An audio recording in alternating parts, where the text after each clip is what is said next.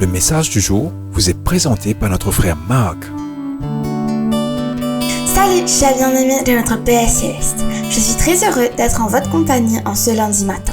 Bien-aimés, en parcourant mes archives récemment, j'ai remarqué un message que j'ai reçu il y a des années et qui a été si contributif dans ma vie et dont j'ai bénéficié et bénéficie encore de ses conseils. Il parle de vivre et confesser la vérité dans la vie, quel qu'en soit le coût.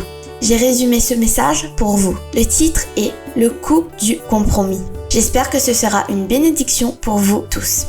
Laissez-moi donc préparer la scène. Nous sommes dans Genèse 27, versets 18 à 24, où Isaac parle à son fils Jacob, croyant que c'était Ésaü. Mais d'abord, faisons un tour d'horizon de cette famille. Bien-aimés, l'une des nombreuses histoires étonnantes de la Bible est l'histoire des fils jumeaux d'Isaac, qui est Jacob et Ésaü. Bien que jumeaux, ces deux garçons étaient radicalement différents. Ésaü aimait le plein air et est devenu un chasseur. Jacob a préféré rester à la maison et a appris à cuisiner. Ésaü est né le premier, était couvert de poils. Jacob est né deuxième avec une emprise mortelle sur le talon de son frère. Ésaü est devenu un fils à papa. Jacob était l'ombre de sa mère. Bien-aimés, sans partager toute l'histoire, passons rapidement à la partie qui concerne notre message, le coût du compromis.